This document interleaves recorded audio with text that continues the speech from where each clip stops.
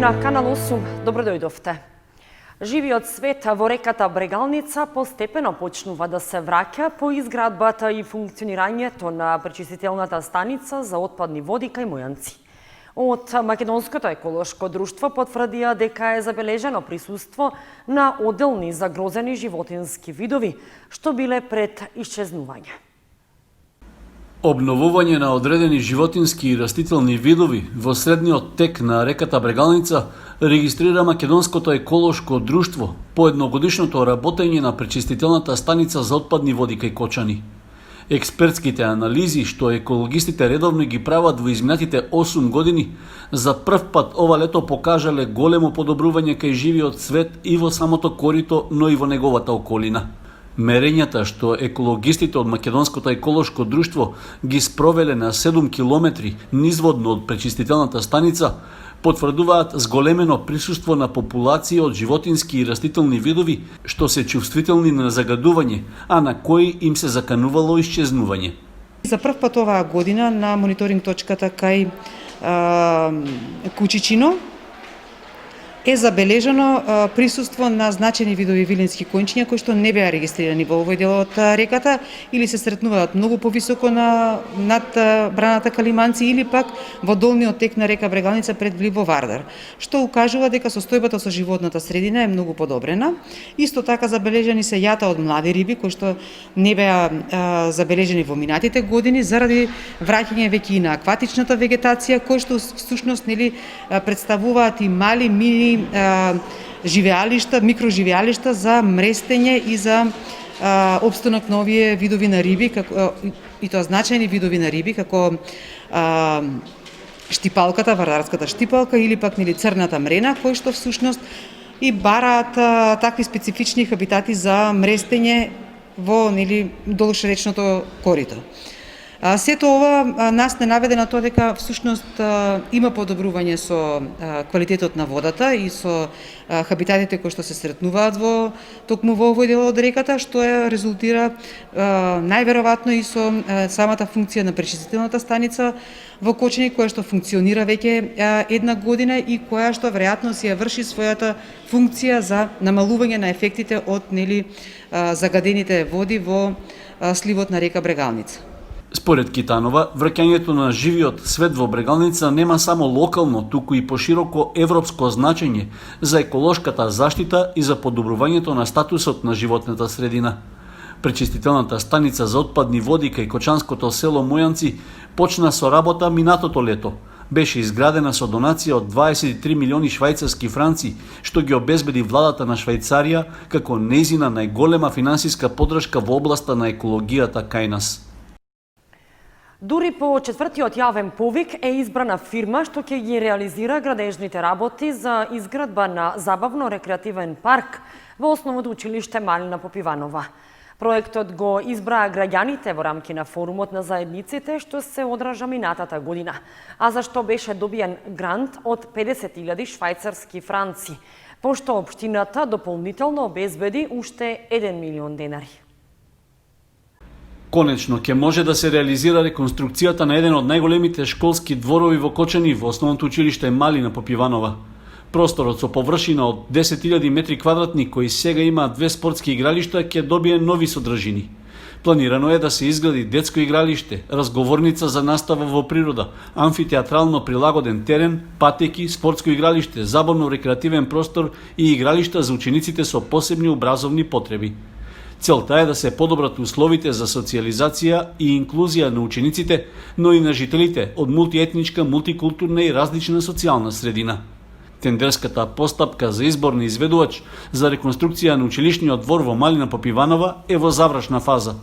Фирмата со најповолна понуда на електронската аукција треба да склучи договор во висина од 4 милиони 135.000 денари, од кои 2 милиони и 700.000 денари ги обезбедува Швајцарската агенција за развој и соработка преку проектот на UNDP за јакнување на општинските совети, информираат од општина Кочани.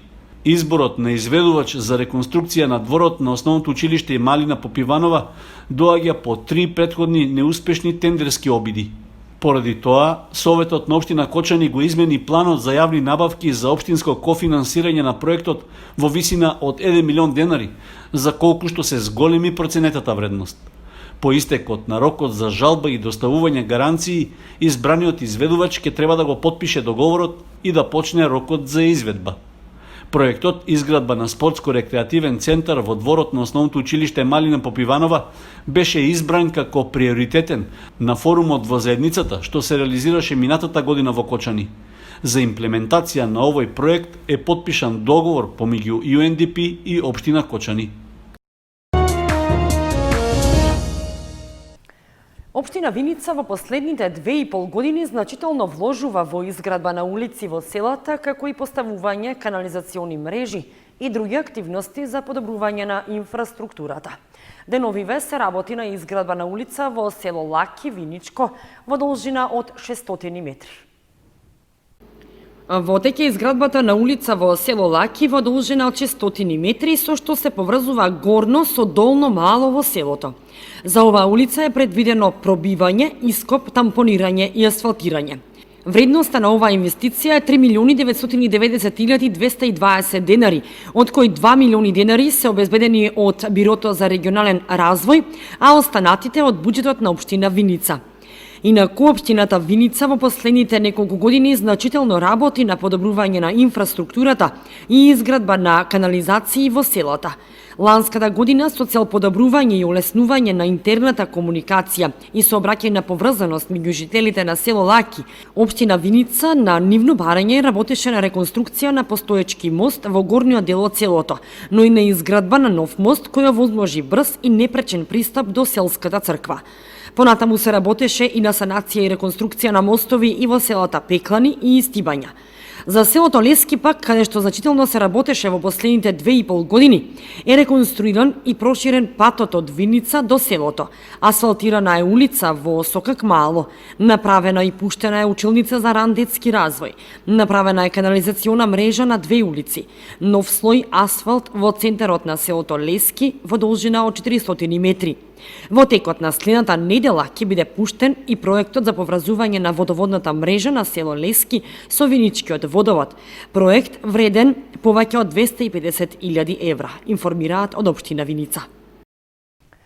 60 на семејства од ранливи категории од Кочани ќе добијат прехранбени хигиенски пакети што ги обезбеди компанијата КАМ. За покажаната солидарност упатена е благодарност од страна на локалната самоуправа. Исполнувајќи ја својата општествена одговорност, компанијата КАМ деновиве обезбеди донација од 60 пакети за ранливи категории граѓани од Кочани.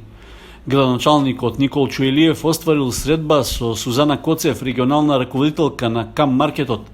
При тоа упатил јавна благодарност од име на локалната самоуправа и од име на граѓаните за потегот во услови на пандемија да им се помогне на ранливите категории.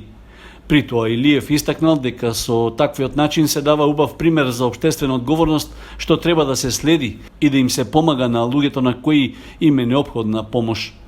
Пакетите содржат прехранбени и хигиенски производи, а ќе се распределуваат кај семејствата во социјален ризик, што се утврдени од страна на Кочанскиот мобилен сервис за здравствени и социјални услуги. 45 години од формирањето на фолклорниот ансамбл Китка од Истибања и 35-то издание на меѓународниот фолклорен фестивал Истибанско здравоживо. Се двата значајни јубилеи кои ќе бидат одбележани годинава преку одржувањето на Истибанско здравоживо. Поради пандемијата со COVID-19, фестивалот ќе се одржи онлайн, а заинтересираноста за учество е голема. Меѓународниот фолклорен фестивал Истибанско здравоживо годинава ќе се одржи онлайн.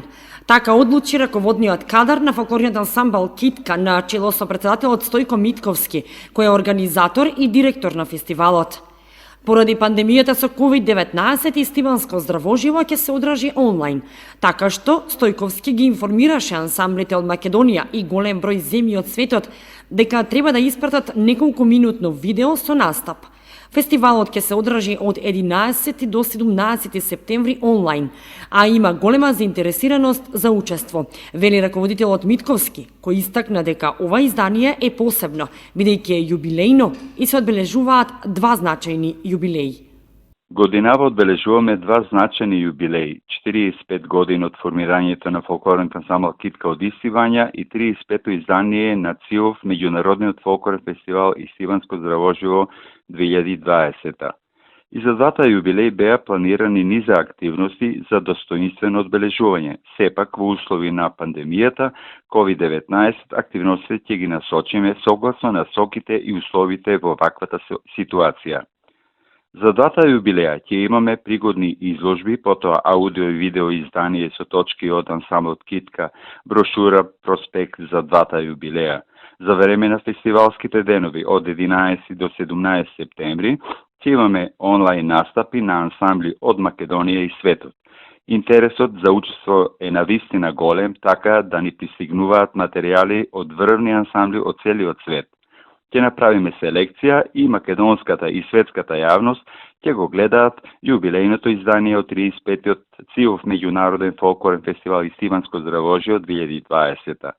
Сакам да ги информирам и гледачите на телевизија Канал 8 дека Канал 8 ќе биде главниот медиумски покровител на фестивалот и сите онлайн случувања ќе можат директно да ги гледаат на телевизија Канал 8. Се надеваме дека пандемијата ќе помине и наредниот 36-ти фестивал ќе се врати во рамките на нормалата со сите случувања како и досега. На јубилејното издание со две видеа ќе учествува и ансамблот за традиционална музика и игра Митко Алексов од Кочани, чии членови подготвуваат две интересни кореографии. Најпрви сакам да се заблагодарам на господинот Стојко Митковски кој ја упати поканата за да оваа година ние бидеме дел од онлайн изданието на фестивалот. Значи оваа година фестивалот ќе биде организиран онлайн поради ситуацијата со COVID-19 вирусот. Во таа причина, значи ансамблот за традиционална музика Митко Алексов од Кочани ќе работи два видеозаписи кои ќе бидат пратени за да бидат представени на онлайн фестивалот. Се работи за урбана традиција и за рурална традиција, односно за градска и за селска традиција. Ќе представиме градската и селската традиција на Македонија со снимање на видеоматеријали на повеќе локации во општина Кочани. Ансамблот на ова издание ќе се представи со Орото Пештрев кој потекнува од битолската градска култура и Орото Потрчулка кој потекнува од етничкиот предел Овче поле. На Истиванско здравоживо, кој е светски реномиран фестивал во изминативе 35 години, освен домашни, учествувале и странски ансамбли од разни континенти, а фестивалот го посетуваат голем број граѓани ширум републиката. Организатори домаќин секоја година е фолклорниот ансамбл Китка од Истивања, кој со своето 45 годишно постоење скоро и да нема земја во која фолклористите не зеле учество. Наставничките по македонски јазик и литература од Основно училиште Никола Карев, Љупка Стојменова и Сања Атанасовска станаат членови на Глобалната академија за обучувачи. Стојменова е избрана и за председател на регионалната програма за Кочани. Ова ќе придонесе за развојот на образовниот процес и на локално ниво. По остварениот контакт со Глобалната академија за обучувачи и по доставувањето на кратка биографија, наставничката по македонски јазик и литература од Кочани Љупка Стојменова е избрана за председател на регионалната програма за Кочани. Во програмата од Кочани е вклучена Сања Атанасовска, исто наставник во Основното училиште Никола Карев. Оваа академија овозможува на секој наставник да се пријави да биде член на академијата. Може тоа да го направи индивидуално, доставувајќи до самата академија своја кратка биографија, а исто така може да се пријави да биде член на академијата преку мое посредство, исто така со додавање на биографијата и кратка, односно и слика која што ќе биде поставена кај нив на самата академија. Од вчера сум член на таа академија, постепено ќе ги разгледувам програмите кои што ги имаат. Се надевам дека ќе се вклучат доста колеги од регионот од Кочани, па така ќе можеме и самите ние да настапуваме со некои наши предлози и исто така да можеме да се вклучуваме во дискусии на глобално ниво. Јас се надевам дека вако ништо друго барем ќе не има на мапата на таа глобална академија за тренери, а доколку постои иницијатива, знам дека имаме ние квалитетен наставен кадар кој што работи на многу проекти, не само во предоземјето, туку работат на проекти и надбор. Јас се надевам дека сите ќе се вклучиме и заеднички и ќе направиме нешто што достојно ќе опредставува нашиот град, со тоа што ќе ги вклучиме можеби учениците. Реков дека се уште почетно ова, ќе видиме како ќе се одвиваат натаму настаните.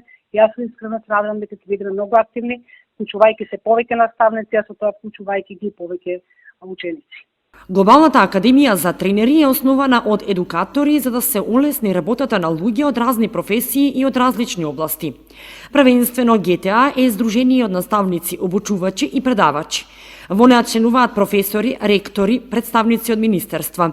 Основна цел на здружението е зајакнување на мисијата за квалитетно образование. Преку форуми се идентификуваат и се дискутира за одредени тековни теми и предизвици со кои се соочува образовниот сектор. Основана е од Имран Малик, кој е доктор по предметот биолошки науки. Мрежата ја создава за размена на искуства од образовниот систем. Секоја земја си има свој едукатор, а за Македонија тоа е наставничката Аида Петровска. И други наставници може да се пријават во академијата и со своја кратка биографија и да станат член на истата со посредство на стоименова или индивидуално. Со тоа ќе се придонесе за подобрување и развивање на образовниот процес како на локално, така и на регионално ниво.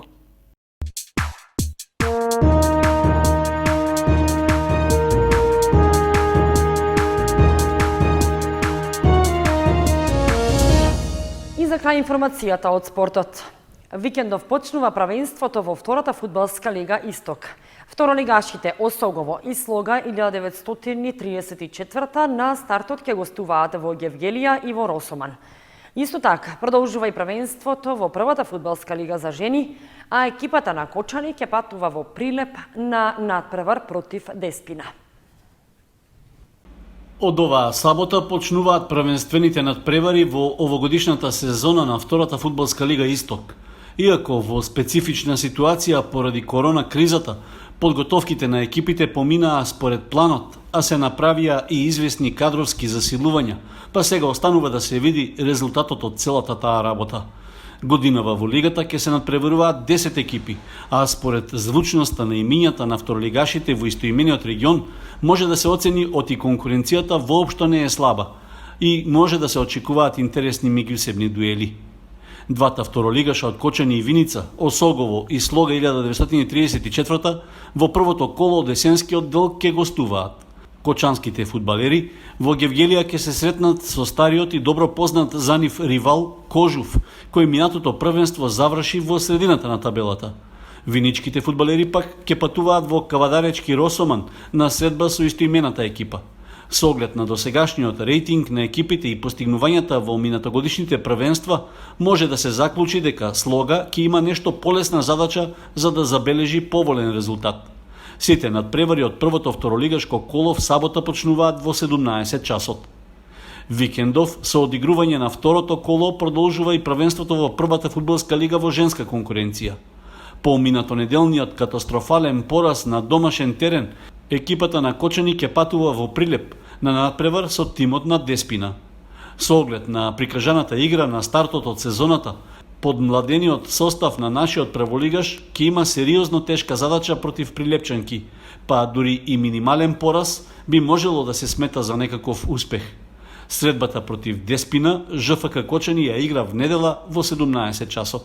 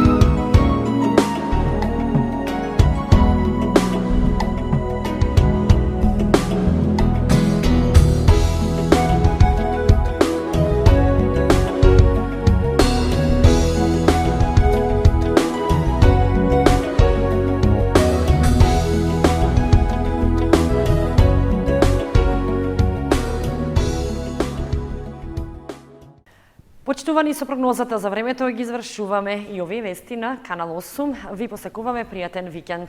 Довидување.